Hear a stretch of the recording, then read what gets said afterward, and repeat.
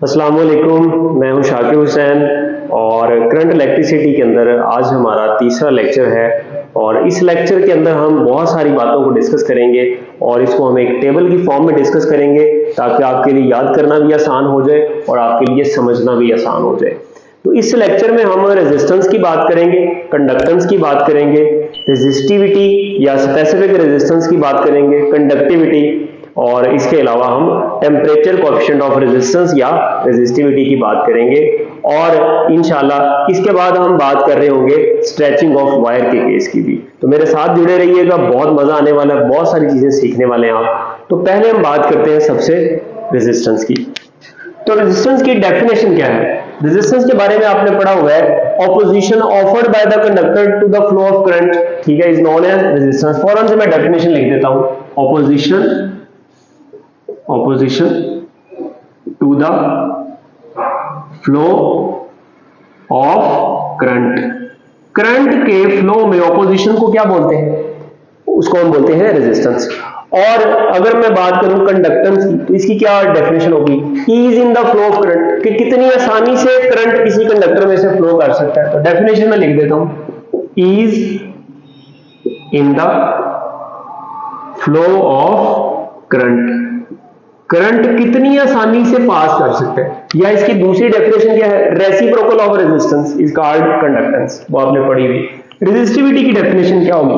The resistance of a metre cube of a wire, यानी कि 1 metre cube एक wire लेना, उसकी जितनी भी रेजिस्टेंस होगी उसको हम क्या बोलते हैं? रेजिस्टिविटी बोलते हैं। यानी कि अगर आपके पास एक वायर है, इस फॉर्म में वायर है, तो इसका एरिया ऑफ क्रॉस सेक्शन अगर 1 मीटर स्क्वायर हो और इसकी लेंथ 1 मीटर हो, तो उसकी जितनी भी रेजिस्टेंस बनेगी उसको हम क्या बोलेंगे? रेजिस्टिविटी। तो डेफिनेशन लिखते हैं, resistance of 1 metre cube of a material, ठीक है, एक मटेरियल की 1 मीटर क्यूब की रेजिस्टेंस को हम क्या बोलते हैं? उसकी रेजिस्टिविटी बोलते हैं। और ये याद रहे, it is the property of material, ये मटेरियल की प्रॉपर्टी है, मटेरियल टू मटेरियल ये वेरी करेगी, ठीक है। तो डायमेंशन पर ये डिपेंड नहीं करेगी, एंड पर हम डिपेंडेंस को भी देखेंगे। कंडक्टिविटी क्या होगी? Reciprocal of resistivity is called conductivity, या हम इसको बोलते हैं conductance of 1 metre cube of a material, ठीक है। Conductance of 1 metre cube of a wire कह ले या अ मटेरियल कह ले, ठीक है, दोनों बातें ठीक है। दूसरी डेफिनेशन मैंने बता दी।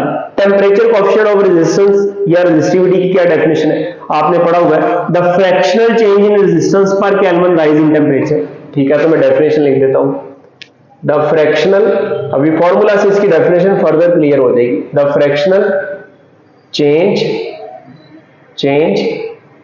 इन आर मतलब रेजिस्टेंस, ठीक है, चले मैं पूरी बात लिख देता हूं, इन रेजिस्टेंस पर केल्विन राइज इन टेम्परेचर, ठीक हो गया जी। ये हमारे पास डेफिनेशन आ गई किसकी? अल्फा की, और इसको अल्फा से डिनोट करते हैं, यहां मैं इसका सिंबल भी बना देता हूं, ठीक हो गया जी। अब उसके बाद हम बात कर लेते हैं, डेफिनेशन के बाद इनके फॉर्मूलाज क्या बनेंगे, फॉर्मूला क्या बन सकता है, ठीक है। तो फॉर्मूला क्या है, मैथमेटिकल रिलेशन क्या है, इसका क्या बनेगा? तो सबसे पहले हम बात करते हैं रेजिस्टेंस की। तो रेजिस्टेंस का फॉर्मूला आपने पढ़ा हुआ है, आर बराबर होता है रो एल ओवर ए, ठीक है। यह आपने पढ़ा हुआ है, आर बराबर होता है वी ओवर आई के, ठीक है। या आर बराबर होता है रेसिप्रोकल ऑफ कंडक्टेंस 1 ओवर जी के। तो ये सारे फॉर्मूलाज इसके हैं और ये आपने याद रख लें। इसके बाद अगर हम बात करें कंडक्टेंस के फॉर्मूला की, तो वो इसका रेसिप्रोकल है, तो कंडक्टेंस को हम जी से डिनोट करते हैं, तो ये आ जाएगा ए ओवर रो एल, या इसको हम लिखते हैं सिग्मा ए ओवर एल, ठीक हो गया। सिग्मा क्या चीज है? सिग्मा हमने देखा कंडक्टिविटी है। या इसका फॉर्मूला क्या आ जाएगा? इसका रेसिप्रोकल है ना, तो ये वी ओवर आई था, ये क्या हो जाएगा? आई ओवर वी, ठीक है। या हम इसको लिख सकते हैं G equal to 1 over R. अगर आपको रेजिस्टेंस गिवन हो तो क्या आप कंडक्टेंस निकाल सकते हैं? सर बिल्कुल 1 ओवर आर करके, ठीक हो गया। अब रेजिस्टिविटी का फॉर्मूला, रेजिस्टिविटी वैसे तो कांस्टेंट होती है, लेकिन अगर आपने निकालनी और आपको वैल्यूज गिवन हो तो फिर कैसे निकाल सकते हैं? इस फॉर्मूला से। ρ इक्वल टू क्या आ जाएगा? R A over L. तो ρ इक्वल टू आ गया आर ए ओवर एल। ठीक हो गया। अब या इसका फॉर्मूला है हमारे पास 1 ओवर सिग्मा। ठीक है। Reciprocal of conductivity is called resistivity. और इसी तरह से कंडक्टिविटी का क्या फॉर्मूला बनेगा? वो बन जाएगा हमारे पास सिग्मा इज इक्वल टू, ये देखें, ये आर ए ओवर एल है, तो ये क्या बन जाएगा? L over R A. ठीक हो गया। या इसको हम लिख सकते हैं, हमारे पास है 1 ओवर ρ, यानी कि रेसिप्रोकल ऑफ रेजिस्टिविटी। और उसके बाद इसका फॉर्मूला क्या बनेगा? तो इसका जो फॉर्मूला है हमारे पास अल्फा, वो आ जाएगा R T minus R naught over R naught delta T. ठीक है। ये रेजिस्टेंस के केस में है। रेजिस्टिविटी के केस में क्या आ जाएगा? आर की जगह ρ लगा देंगे, ρ T minus ρ not over ρ not delta T. ठीक हो गया जी। तो ये फॉर्मूला आ गया। या यहां से आप फॉर्मूला इसका ये भी लिख सकते हैं, अगर आपने आर टी निकालना हो, ठीक है, इस फॉर्मूला से, इसकी बात कर रहा हूं मैं, ये आ जाएगा R T equal to R naught into 1 plus alpha delta T.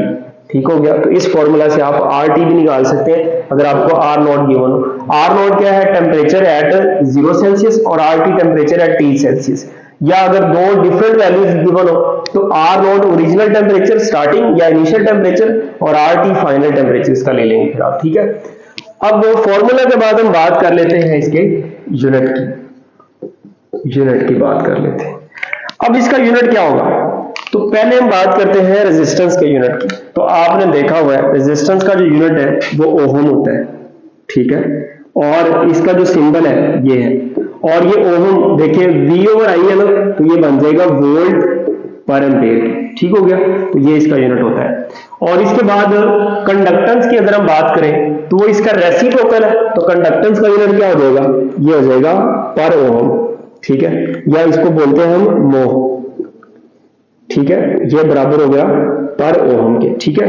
या इसको इन्वर्ट कर दें तो ये आ जाएगा एम्पेयर पर वोल्ट की। इसके बाद रेजिस्टिविटी का यूनिट देख लेते हैं। तो रेजिस्टिविटी का यूनिट जाएगा, यहां से देखें, आर रेजिस्टेंस है, ठीक है, और एरिया, और ये नीचे लेंथ। तो रेजिस्टेंस का यूनिट क्या होता है? रेजिस्टेंस का यूनिट होता है ओहम। ठीक हो गया। और एरिया का मीटर स्क्वायर, और नीचे मीटर, 1 मीटर से 1 मीटर कट जाएगा तो ये क्या आ जाएगा? Ohm metre. या फिर ओहम किसके बराबर होता है? वोल्ट पर एम्पेयर के, तो ये मीटर साथ वैसे ये आ जाएगा वोल्ट मीटर पर एम्पेयर। ठीक हो गया जी। अब इसके बाद कंडक्टिविटी का यूनिट देख लेते हैं। तो कंडक्टिविटी इसका रेसिप्रोकल है ना, reciprocal of resistivity is called conductivity. इसको इन्वर्ट कर दें तो ये आ जाएगा पर ओहम पर मीटर, या इसको इन्वर्ट करेंगे एम्पेयर पर मीटर पर वोल्ट। ठीक हो गया। अब इसका यूनिट क्या आ जाएगा? इसका यूनिट आ जाएगा हमारे पास पर केल्विन। ठीक है। अब ये कैसे है? देखिए ये R T minus R naught है ना, इसका यूनिट ओहम हो गया, नीचे भी ओहम है तो ओहम से ओहम कैंसिल हो गया, डेल्टा टी केल्विन, तो ऊपर लेके जाएंगे तो पर केल्विन, या पर सेल्सियस भी हो जाएगा, लेकिन इसका ये ऐसे यूनिट दिया जाता है क्योंकि टेम्परेचर में जो डिफरेंस आता है ना वो इक्वल आता है, चाहे केल्विन लें और सेल्सियस में लें, दोनों में टेम्परेचर का जो डिफरेंस है वो सेम रहता है। अगर यहां से ना एक और बात भी पूछी जा सकती है, बेस यूनिट इसका क्या होगा? जल्दी से बता दें। Base unit. ठीक है। तो अब इसको बेस में लिखेंगे। वोल्टेज इलेक्ट्रोस्टैटिक्स में जब हमने पढ़ा था, वोल्टेज V बराबर होता है work done per unit charge, V बराबर हो गया जूल पर कूलम। तो वोल्टेज की जगह हम लिख देते हैं जूल पर कूलम, और ये पर एम्पेयर साथ वैसे ही। जूल बराबर होता है न्यूटन मीटर के, और इसको फर्दर हमने सॉल्व किया था किलोग्राम मीटर स्क्वायर पर सेकंड स्क्वायर, और नीचे कूलम बराबर होता है एम्पेयर सेकंड के, और ये पर एम्पेयर साथ वैसे ही आ गया।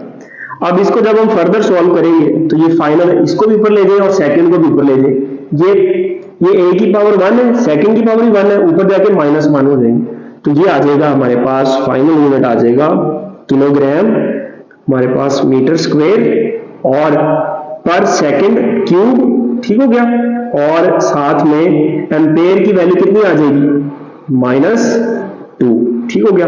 ये इसका ऐसे बेस यूनिट हो गया। यहां से आप इसकी डायमेंशन भी निकाल सकते हैं। ठीक है। तो इसके डायमेंशन क्या आ जाएगी? केजी की जगह m और मीटर की जगह एल स्क्वायर और सेकंड की जगह t-3 और a-2 ऐसे ही आ गया। ठीक हो गया जी, ये आपने याद रखना है। इसके बाद इसका ऐसे ही बेस निकाल लें, इसको इन्वर्ट कर दें, ठीक है, क्योंकि ये दोनों एक दूसरे के रेसिप्रोकल है, तो ये क्या आ जाएगा, ये आ जाएगा पर केजी, ठीक हो गया, और पर मीटर स्क्वायर और सेकंड क्यूब और एम्पेयर स्क्वायर। और इसके बाद अगर हम इसके बेस यूनिट की बात कर लें तो ओहम हमें पता है इसके बराबर होता है, तो 1 मीटर साथ और आ गया, तो ये इसके साथ 1 मीटर और ऐड हो जाएगा, मीटर स्क्वायर बन जाएगा, तो ये बन जाएगा किलोग्राम मीटर स्क्वायर पर second cube per ampere square. ठीक हो गया। अब ये देखें कंडक्टिविटी रेजिस्टिविटी का रेसिप्रोकल है, इसको इन्वर्ट कर दें, ठीक है, बहुत आसान हो गया, बस आपने ओहम का यूनिट निकाल लिया, बाकी सब आसान है। ये आ जाएगा पर केजी पर मीटर स्क्वायर और सेकंड क्यूब और पर एम्पेयर, सॉरी पर नहीं होगा, ये एम्पेयर स्क्वायर आ जाएगा। ठीक हो गया जी। इसका बेस यूनिट वो केल्विन ही होता है, तो वो केल्विन में आ गया।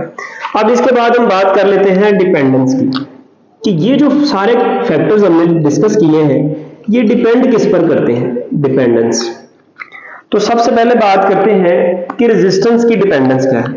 तो रेजिस्टेंस देखिएगा 4 चीजों पर डिपेंड करती है, लेंथ पर, एरिया पर, टेम्परेचर पर और नेचर ऑफ मटेरियल पर, और इंप्योरिटी ऐड करने से भी वो चेंज हो जाती है। ठीक है, तो इसके बाद रेजिस्टेंस की डिपेंडेंस लेंथ के साथ क्या है, डायरेक्ट रिलेशन है, ठीक है, और रेजिस्टेंस का एरिया के साथ क्या है, इनवर्स रिलेशन है। यहां फॉर्मूला से देखें, लेंथ के साथ डायरेक्ट और एरिया के साथ इनवर्स।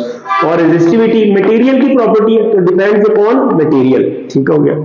और इसके अलावा हम क्या बात कर रहे थे, रेजिस्टेंस का टेम्परेचर के साथ भी क्या होगा, डायरेक्ट रिलेशन होगा। जब मैं रेजिस्टेंस का टेम्परेचर के साथ डायरेक्ट रिलेशन बता रहा हूं ना, तो ये मैं मेटेलिक कंडक्टर्स की बात कर रहा हूं। ठीक है, अच्छा जी, अब ये हो गया। इसके बाद किस पर डिपेंड करती है, नेचर ऑफ मटेरियल पर भी। मटेरियल किस नेचर का है, इस पर भी रेजिस्टेंस डिपेंड करती है। इसके बाद अब कंडक्टेंस की बात कर लें, सारे यही फैक्टर हैं, लेकिन क्या हो जाएंगे, इन्वर्ट हो जाएंगे। कंडक्टेंस का लेंथ के साथ क्या रिलेशन आ जाएगा, तो कंडक्टेंस का लेंथ के साथ क्या आ जाएगा, इनवर्स रिलेशन। ठीक हो गया। और कंडक्टेंस का एरिया के साथ क्या आ जाएगा, कंडक्टेंस का एरिया के साथ आ जाएगा डायरेक्ट रिलेशन। और कंडक्टेंस का टेम्परेचर के साथ क्या आ जाएगा, टेम्परेचर के साथ आ जाएगा इनवर्स रिलेशन। ठीक है, क्योंकि रेजिस्टेंस टेम्परेचर के डायरेक्टली प्रोपोर्शनल है। बात हो रही है मेटेलिक कंडक्टर्स की, या आप यूं कह लें ओहमिक कंडक्टर्स की। ठीक हो गया। तो अब उसके बाद और किस पर डिपेंड करती है, नेचर ऑफ मटेरियल पर भी, कि मटेरियल किस नेचर का है। ठीक हो गया। जैसे मैं रेजिस्टेंस की बात करूं तो सबसे कम रेजिस्टेंस किसकी होती है, सर सिल्वर की। सबसे ज्यादा रेजिस्टेंस कंडक्टेंस फिर किसकी होगी, सिल्वर की। तो सबसे अच्छा कंडक्टर कौन है, सिल्वर है। ठीक हो गया। तो इसी तरह से जिसकी रेजिस्टेंस ज्यादा होगी डेफिनेटली उसकी कंडक्टेंस फिर क्या होगी, कम होगी।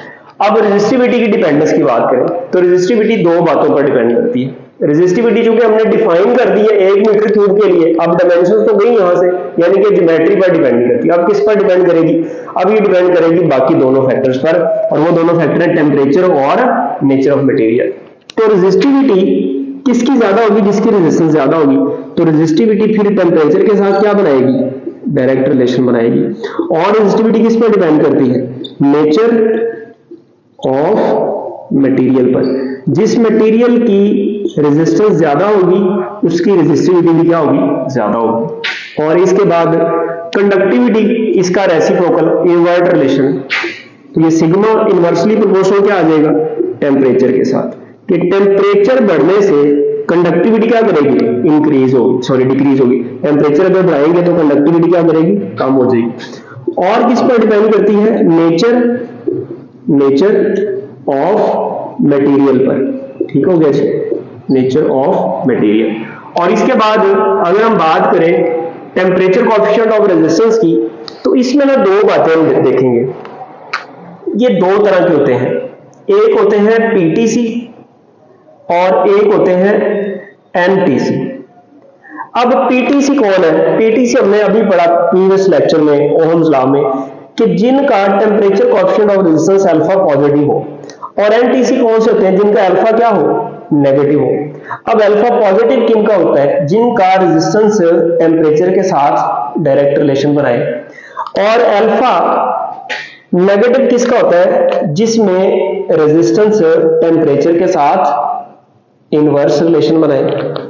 अगर रेजिस्टेंस टेम्परेचर के साथ डायरेक्ट रिलेशन में है तो फिर कंडक्टेंस क्या होगी? कंडक्टेंस टेम्परेचर के साथ इनवर्स रिलेशन में होगी।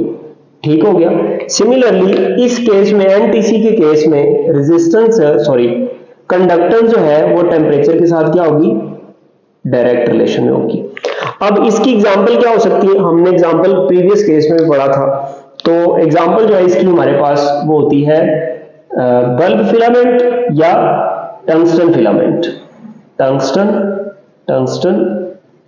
फिलामेंट। ठीक हो गया। और इसकी एग्जांपल हमने क्या पढ़ी थी? नेगेटिव टेम्परेचर कोएफिशिएंट रेजिस्टेंस की। तो इसकी एग्जांपल हमने पढ़ी थी क्या नाम है उसका? सेमीकंडक्टर्स या थर्मिस्टर्स? सेमीकंडक्टर्स। ठीक हो गया। तो ये हमने ओवरऑल ना सारी बातें डिस्कस कर ली हैं। किसके हवाले से? इन पांचों चीजों के हवाले से। तो ये आपने टेबल याद रखना है और इसको भूलना नहीं है। इसका आप एक स्क्रीनशॉट ले लें। तो फिर हम आगे स्ट्रेचिंग ऑफ वायर का केस डिस्कस करते हैं और फिर लेक्चर को कंप्लीट करते हैं। स्ट्रेचिंग ऑफ वायर का केस डिस्कस करते हैं। फर्ज करें ये एक वायर है जिसकी लेंथ L है और एरिया A है। जब आप इसको स्ट्रेच करेंगे तो इसकी लेंथ फर्ज करें डबल होगी।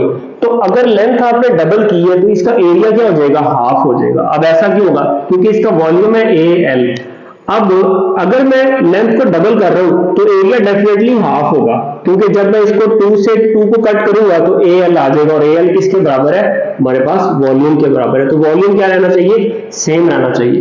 तो याद रहे स्ट्रेचिंग में हमेशा लेंथ बढ़ेगी, एरिया डिक्रीज होगा, रेडियस डिक्रीज होगा और डायमीटर भी क्या करेगा? डिक्रीज करेगा। फॉर्मूलाज इसके क्या हो सकते हैं? R equal to rho L over A, general formula. अगर आप इसको लेंथ से मल्टीप्लाई और डिवाइड कर देंगे आ जाएगा रो L square over V। AL V के बराबर हो जाएगा। तो अब यहां से रो और V कांस्टेंट है तो R डायरेक्टली प्रोपोर्शनल टू आ गया L स्क्वायर। और अगर मैं इसको A और A से मल्टीप्लाई डिवाइड करा दूं तो ये AL V बन जाएगा और ये A स्क्वायर बन जाएगा। तो अब R A स्क्वायर के साथ इनवर्स रिलेशन में आ जाएगी। शॉर्टकट्स क्या है इसके?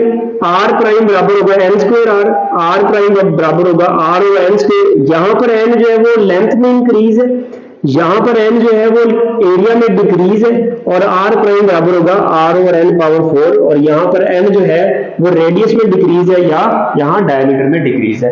एक एमसीक्यू देखते हैं। Wire is stretched to double its length R prime बताएं। आपने क्या कर दिया? लेंथ को डबल कर दिया। तो देखें R प्राइम बराबर n स्क्वायर R। n कितना किया? डबल। 2 का स्क्वायर 4R हो गया। अगर परसेंटेज इंक्रीज पूछ ले इन R तो कितना होगा? Delta R। R prime minus R, 4R minus R, 3R आ गया। 3 को 100 से मल्टीप्लाई किया तो 300 हो गया।